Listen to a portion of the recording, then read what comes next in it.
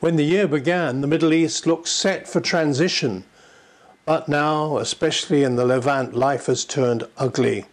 US Defense Secretary Leon Panetta confirmed reports Syria might use chemical weapons in the war against rebel forces, while in Egypt, the military and the Muslim Brotherhood tread uneasily together.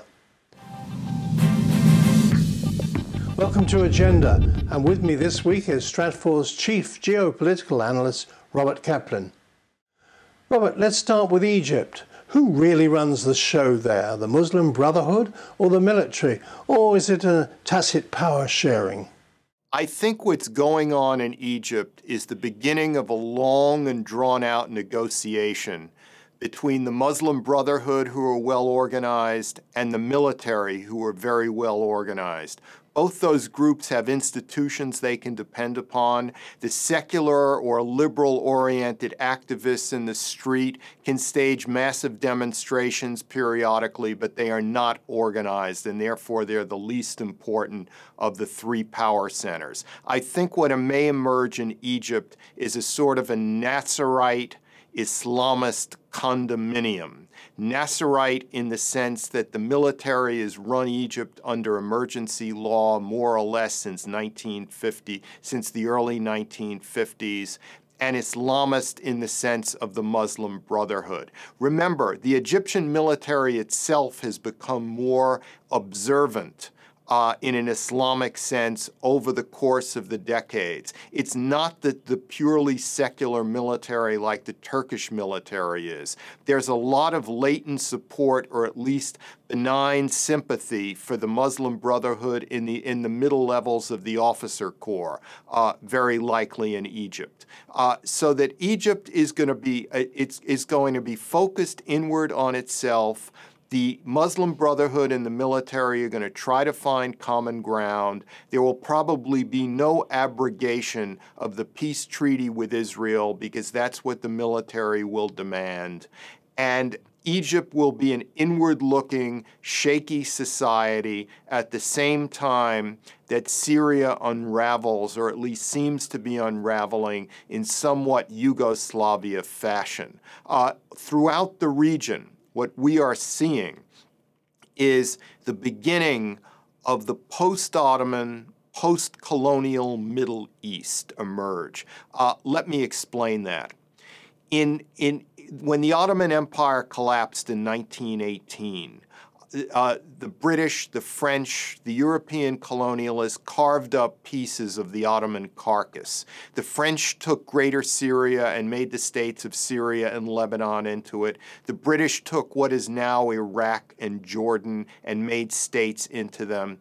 When the British and the French departed, you had strong dictatorships that held the borders of these states very firm and governed in a colonial-like dictatorial fashion that was very oppressive but very stable for many decades. And that order has been crumbling over the last few years. It crumbled in Iraq, it's crumbling in Syria, and the regime in Jordan is under more and more siege from the Muslim Brotherhood.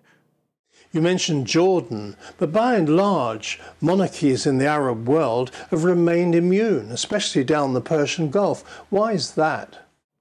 That's actually a very good, interesting question, Colin. More or less, the monarchies are in better shape than the secular, austerely ideological dictatorships like existed in Libya, in Syria, in Iraq, and to a lesser extent in Egypt. The Moroccan regime is holding steady. The Gulf sheikdoms are holding steady. But even those have had to give more and more concessions to their constituents, to their populations. The Jordanian monarchy is becoming shakier and shakier as we speak. Oman is a very stable, impressive country, but the ruling sultan is in his 70s. His health is unsure, and it's unclear what will follow him. And Oman is dealing with a great youth bulge. Keep in mind that the monarchies, because they had historical legitimacy and were seen as traditional, going back a long time, is from age-old families, more or less, they required ideology much less than than the more ad hoc leaders of the Assads in Syria or the Gaddafis in Libya. And because the monarchies had more inbred legitimacy, they can more easily make compromises to their population, and they were less dictatorial, less austere, less suffocating in their rule, so that they have more, as I said, more legitimacy than Saddam Hussein or Hafez al-Assad or his son Bashar al-Assad. What about Saudi Arabia? It's different. The House of Saud has big oil wealth and has high-tech military hardware. Yes, Saudi Arabia is a monarchy. The Al Sauds conquered the Hijaz from the Hashemites in the 1920s. It has significant legitimacy, which is often underestimated. It's overseen a dramatic change in lifestyle and living standards over the past few decades. It's overseen a vast youth bulge, and it is still in power. The Al Sauds have a royal family of 1,500 members or so, and because it's so huge, there are different factions of the family that are plugged into different elements of society, so the family in and of itself constitutes its own intelligence service. Nevertheless, with such a high rate of unemployment among young males, a diminishing water table, etc., and most importantly, an aging dynasty that is going to quickly descend to rule to the grandchildren, where there are going to be more factional struggles, means that Saudi Arabia has very rough days ahead in the coming years and decades. Going back to the Levant, you mentioned that the King of Jordan is in trouble. To what extent is that due to geography? After all, Jordan faces turbulence on all its borders. Yes, again, a very good question. Keep in mind there's an unspoken reason why Jordan continues to exist and be quietly supported.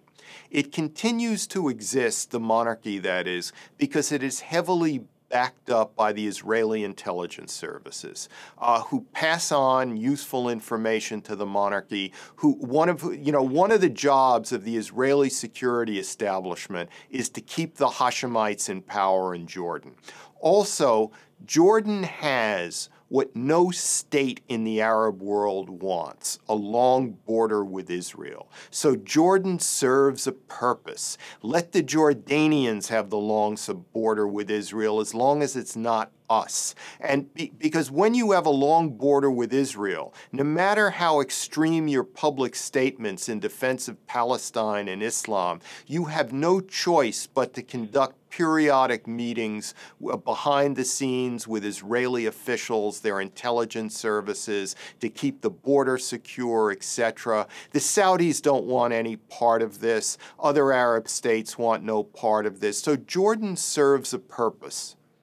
Now Syria. As his opponents close in on him, Bashar al-Assad may be running out of time.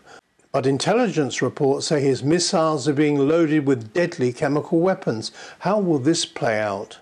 I think the Syrian regime no longer exists. Bashar al-Assad is at the moment the first among equals of many warlords in Syria.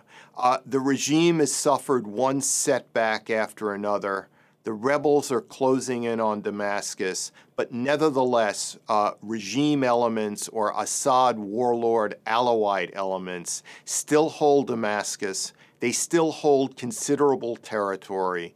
They still have considerable soldiers at their disposal. So it is hard to predict whether the fall of the Assad warlord faction is going to take days or weeks or months yet.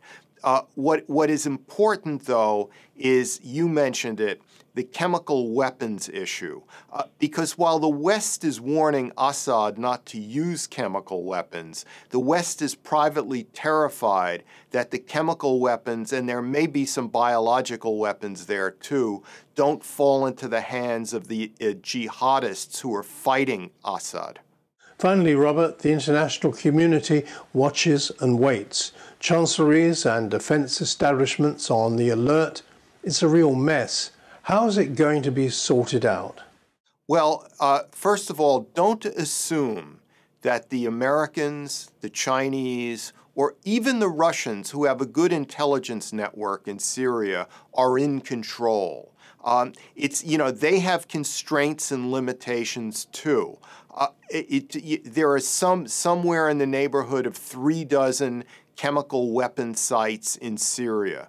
It's hard to know how those sites can be secured without some agreement from let's call it the post-Assad regime. If Assad were to flee and there were a deal to be made with the remnants of his old regime to allow people to come in, say the Russians, to dismantle the chemical weapons, that would be the best case scenario in here.